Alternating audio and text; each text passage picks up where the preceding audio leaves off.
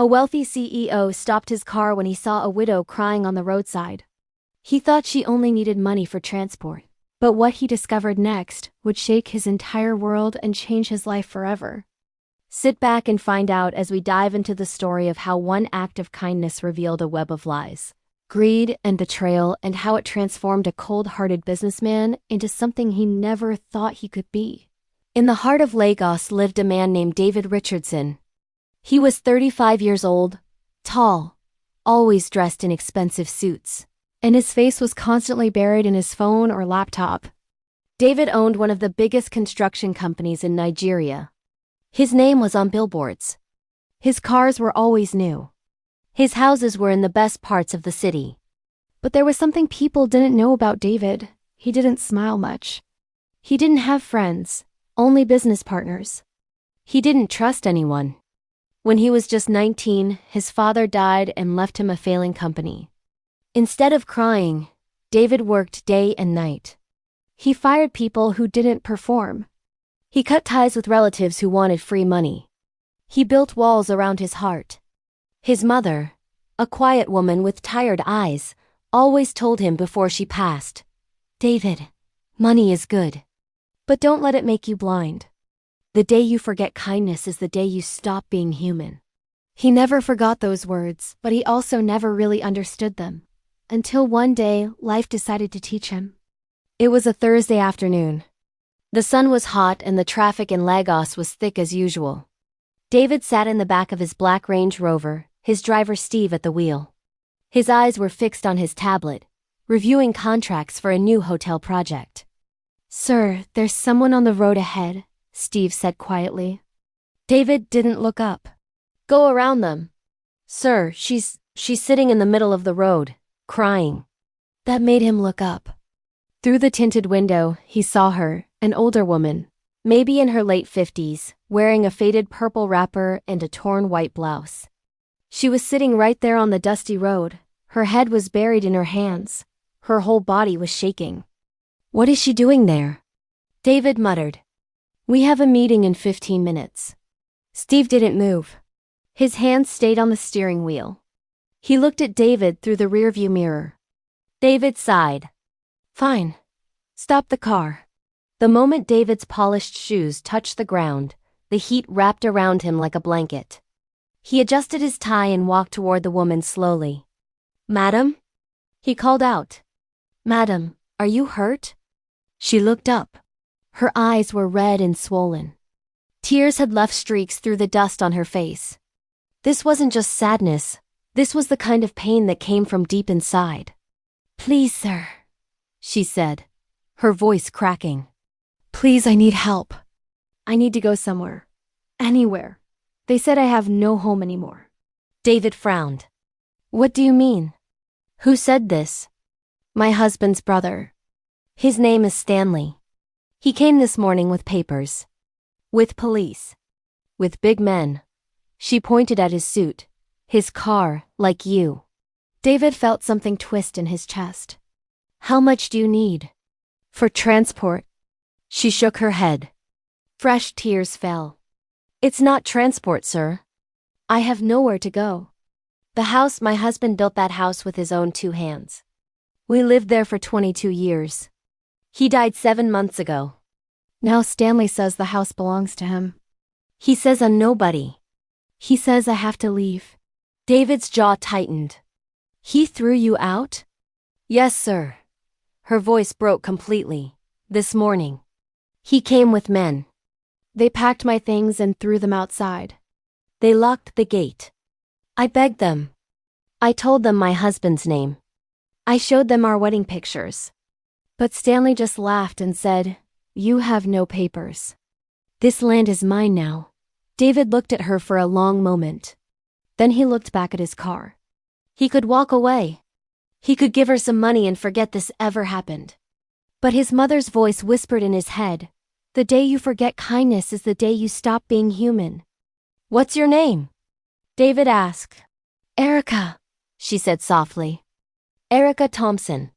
"Erica," David repeated. He reached into his pocket and pulled out a clean handkerchief. He handed it to her. "Wipe your face." Tell me everything. From the beginning. Erica took the handkerchief with shaking hands. She wiped her eyes and took a deep breath. My husband's name was John, she began. John Thompson. He was a mechanic. A good man. We didn't have much money, but we were happy. 22 years ago, John bought a small piece of land in Aja. It wasn't much, but it was ours. He built the house himself. Brick by brick. Room by room. He worked so hard. David listened without interrupting. We had no children, Erica continued. God didn't bless us that way. But John said I was enough. He said we would grow old together in that house. And we did. Until 7 months ago when he got sick malaria, it got worse. We took him to the hospital, but her voice cracked again. He didn't come back. David's face softened slightly. After John died, Erica said, his younger brother Stanley came to the house. He said he wanted to help me. He said he would take care of everything. I trusted him. He was family. But 2 weeks ago, he came with a lawyer. He said the land was in his name. He showed me papers. I couldn't read them properly. My eyes are weak. But I saw John's signature. I thought maybe John had put Stanley's name to help with something. I didn't know. Then this morning, she whispered, Stanley came with police. He said I was trespassing. He said if I didn't leave, they would arrest me. So I left. I had no choice. David felt anger rising in his chest. Not the kind of anger he felt in business meetings. This was different. This was personal. Do you have any papers? He asked. Marriage certificate? Receipt for the land? Anything. Erica nodded quickly. Yes, sir. I have papers. But they're locked inside the house. Stanley won't let me in. David stood up straight. He looked at Steve and nodded. Then he looked back at Erica. Get in the car, he said firmly. Erica blinked.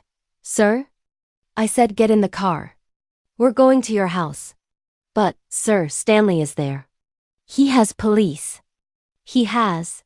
I don't care, David said, his voice calm but strong. Nobody throws a widow out of her own home. Not today. Erica stood up slowly, still holding his handkerchief. She looked at him like she didn't believe what was happening. David opened the car door for her. She got in, her hands still trembling. David got in beside her. Steve started the engine. Where's the house? David asked. Aja, Erica said quietly. Near the old market. Steve, let's go, David said. As the car moved through the traffic, Erica sat in silence. Her hands were folded on her lap. She kept looking at David, then looking away. She had never been inside a car like this. She had never met someone like him. Sir, she said softly after a few minutes. David looked at her. Yes? Why are you helping me? You don't even know me. David paused. He thought about the question. Why was he helping her? He didn't have a clear answer. All he knew was that something inside him refused to turn away. Because it's the right thing to do, he said simply. Erica's eyes filled with tears again. But this time, they were different tears. These were tears of hope. 20 minutes later, they pulled up in front of a small house. The gate was locked with a thick chain. A man stood outside, arms crossed. He was wearing a tight shirt and jeans. His face was hard. David stepped out of the car. The man looked at him, then at the car, then back at him.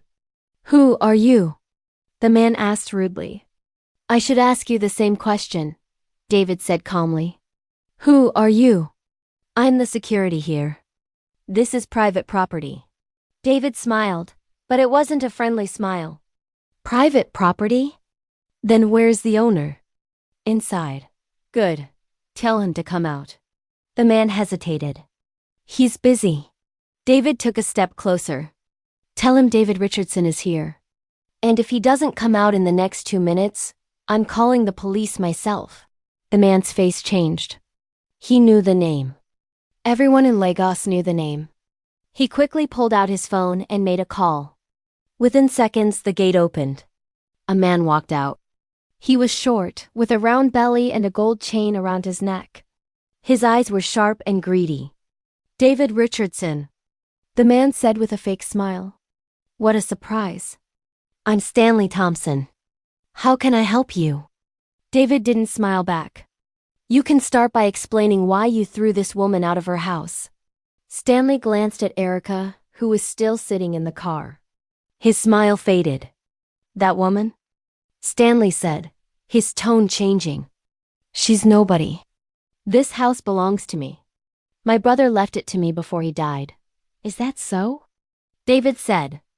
"Then show me the papers." Stanley blinked. "Papers?" "Yes, title deed, will, anything that proves this house is yours." Stanley shifted his weight. "I don't need to show you anything. This is family business." David's eyes went cold. "Family business? You threw your brother's widow into the street. That's not family. That's theft." Stanley's face hardened. "Listen, Mr. Richardson. I don't know why you're here or what she told you, but this is none of your concern. I suggest you leave before things get complicated." David didn't move. "Complicated? You think I'm afraid of complications?" Stanley stepped closer, lowering his voice. "You don't understand. I have connections. I have police on my side. You can't just come here and— Connections?" David interrupted. His voice was quiet but dangerous.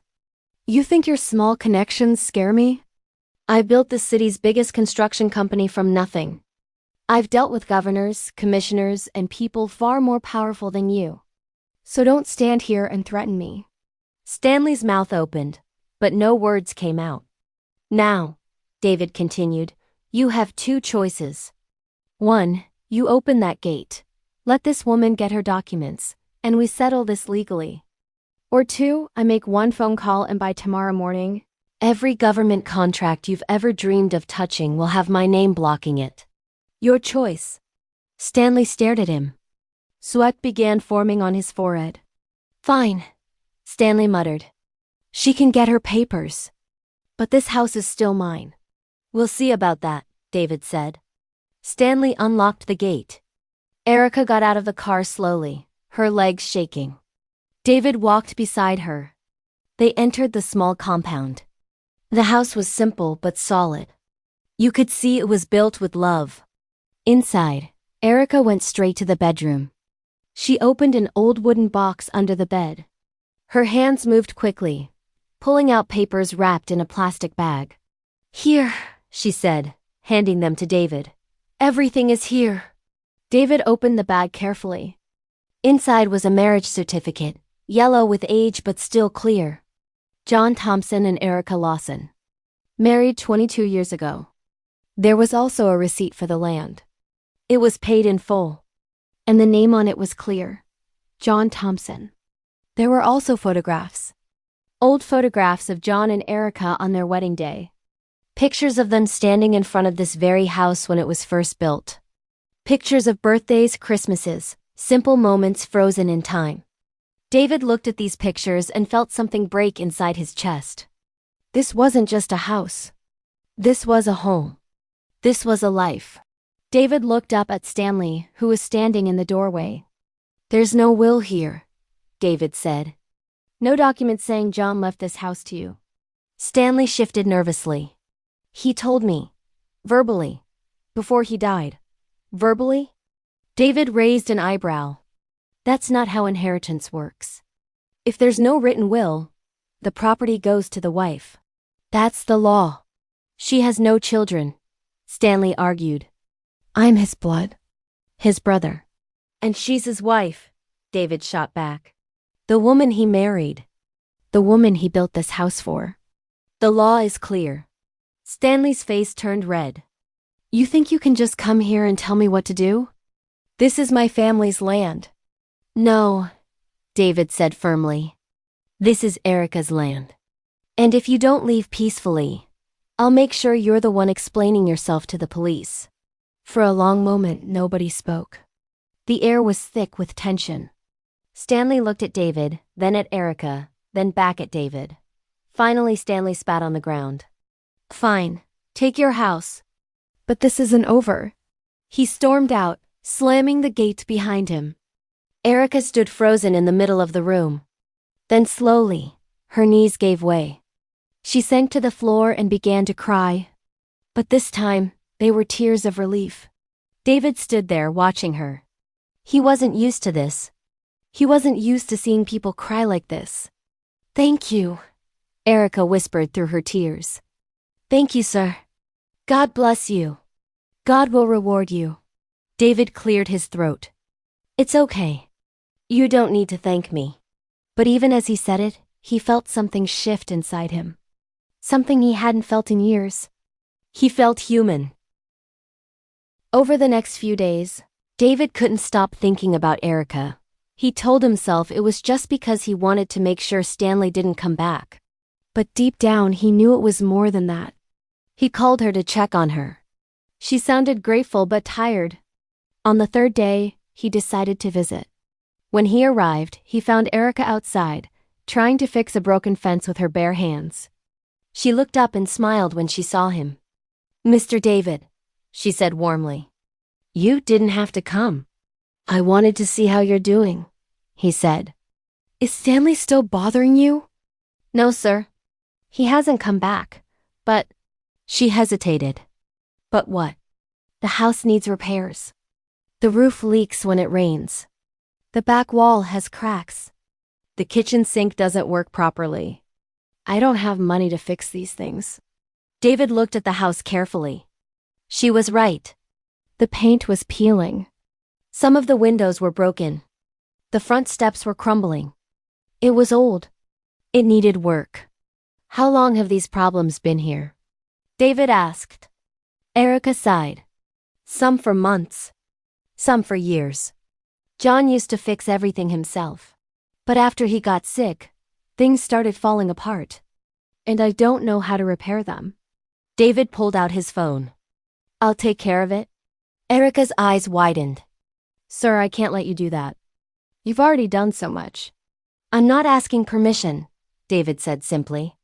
This house was built with love. It deserves to be taken care of. Erica didn't say anything. She just reached out and held his hand. Her grip was weak, but it was warm. And for the first time in years, David didn't pull away. Within 2 days, David sent a repair team. They arrived early in the morning with tools, materials, and a plan.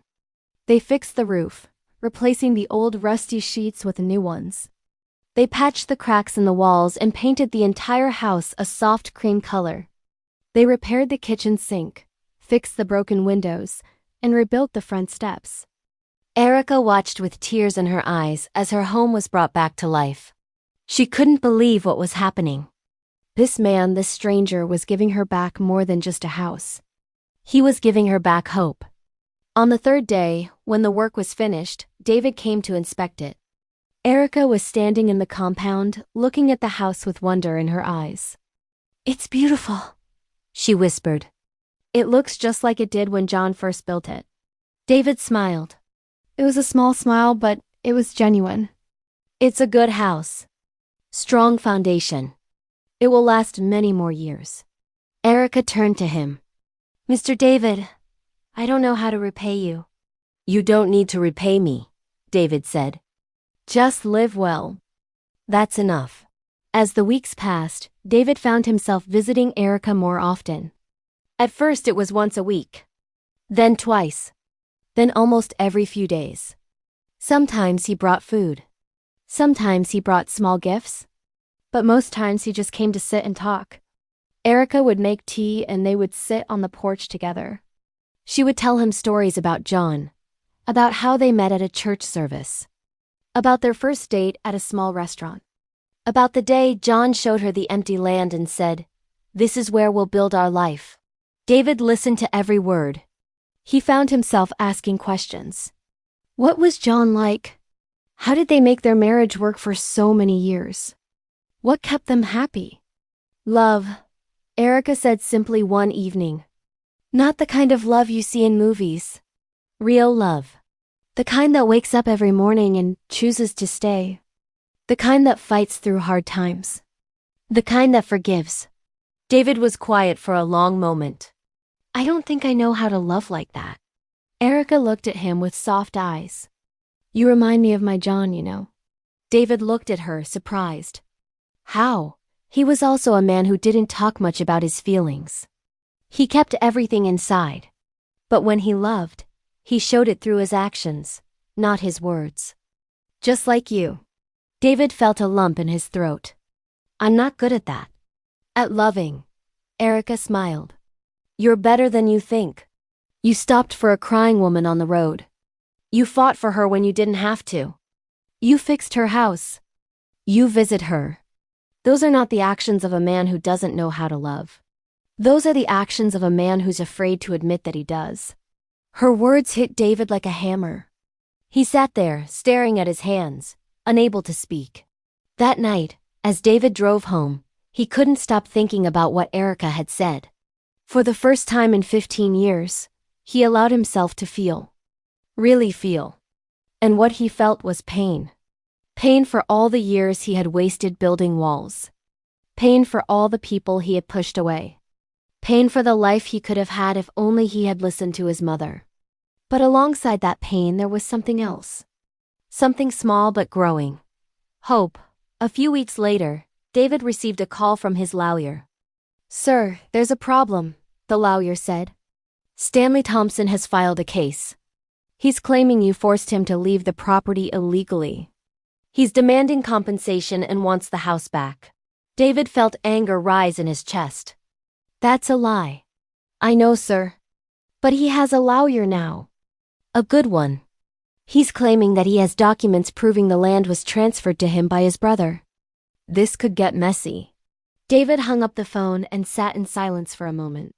Then he picked it up again and called Erica. Erica, I need you to come to my office tomorrow. Bring all your documents. Every single paper you have. Stanley is trying to take the house again through the court. But don't worry. We'll fight him. And this time we'll finish it properly. Erica's voice shook. Will I lose my house again? Not if I have anything to do with it, David said firmly. The next day, Erica arrived at David's office. She had never been in a building like this. Tall glass windows. Marble floors. People in suits rushing everywhere. She felt small. Out of place. But then David appeared, and he smiled at her. That same small, genuine smile. And suddenly, she didn't feel so alone. They sat in his office, and David's lawyer joined them. A woman named Millie, sharp-eyed and professional. Mrs. Thompson, Millie said gently, I need you to tell me everything. Leave nothing out. Every detail matters. Erica told her story again. This time with more details. She explained how Stanley had visited frequently after John's death, always asking about the property. How he had brought papers for her to sign, claiming they were just formalities. How she had trusted him because he was family. Millie listened carefully, taking notes. Did you sign anything? Erica's face fell. I think so. But I didn't know what it was. My eyes are weak. Stanley said it was just to help with the funeral arrangements. Millie and David exchanged glances. That's how he did it, Millie said. He tricked her into signing a document. Probably a transfer of property. David's jaw clenched. Can we prove it was fraud? If we can show she didn't understand what she was signing, and that Stanley deliberately deceived her, yes. But it won't be easy. David leaned forward. I don't care how hard it is. We're going to win this case. The court case began a month later. The courtroom was packed. Stanley sat on one side with his lawyer, looking confident. Erica sat on the other side with David and Millie, looking nervous. Stanley's lawyer was smooth and confident. He presented documents that looked official. A property transfer form with Erica's signature. Witnesses who claimed John had always intended to leave the land to his brother. Millie presented everything perfectly. Erica's marriage certificate. The original land receipt in her husband's name. Neighbors who testified they lived in the house for decades. and even a handwriting expert who confirmed Erica's signature had been taken under pressure. When Erica took the stand, she explained that she never understood the papers Stanley gave her. "He said it was for the funeral," she said softly. "I trusted him. I would never have signed if I knew." Stanley's lawyer tried to shake her, but she remained steady. In the end, the judge asked Stanley if he had any written will from his brother. He didn't. The judge ruled in Erica's favor immediately. The property was hers, the transfer was void, and Stanley was fined 500,000 naira for fraud and emotional distress. He was ordered to stay away from her. Case closed. Outside the court, Erica hugged David through tears of relief. "Thank you for believing me," she whispered. David hugged her back, finally feeling at peace. Over the next months, David changed. He became softer, kinder, more human.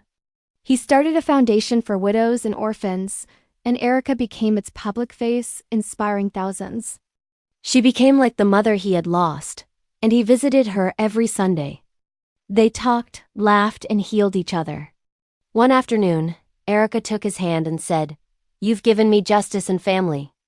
Now give yourself a chance too. Don't close your heart to love." David nodded slowly. "I'll try," he said. And for the first time in years, he truly meant it. 6 months later, during a charity event hosted by his foundation, David barely listened to the speeches. His mind kept drifting to Erica and his visit to her the next day. Suddenly, someone tapped his shoulder. He turned to see a woman in her early 30s with kind eyes and a warm smile. "Mr. Richardson." "I'm Millie." "No, not your lawyer, Millie." "Different Millie," she joked. "I work with the NGO partnering with your foundation." David smiled. "Nice to meet you." They talked for a while. She spoke passionately about helping vulnerable families, a widow they supported, children now in school, lives being transformed. Her sincerity drew him in. "You know," Millie said, "most wealthy people start foundations for publicity. But you actually care." David thought of Erica. "I didn't always. But someone taught me." "Must be an important person," she said. "She is," David replied softly. "The most important." As the evening went on, David and Millie kept talking. She told him about her dreams to expand the NGO's reach. He told her about Erica's story, about how one woman's pain had opened his eyes to the suffering of thousands. And for the first time in years, David felt something stirring in his chest. Something he had thought was dead: hope, connection, the possibility of love. When the event ended, Millie gave him her card. "If you ever want to visit some of our projects, let me know. I think you'd be inspired." David took the card and smiled. "I will." And he meant it. Over the next few months, David and Millie worked together on several projects. They visited communities together. They met families together. They planned programs together. And slowly, carefully, they fell in love. It wasn't dramatic. It wasn't like the movies. It was quiet and steady. Like two people finding their way to each other through shared purpose and genuine care. Thank you so much for watching this story all the way to the end. I'll see you in the next story. God bless you, and remember, one act of kindness can change everything.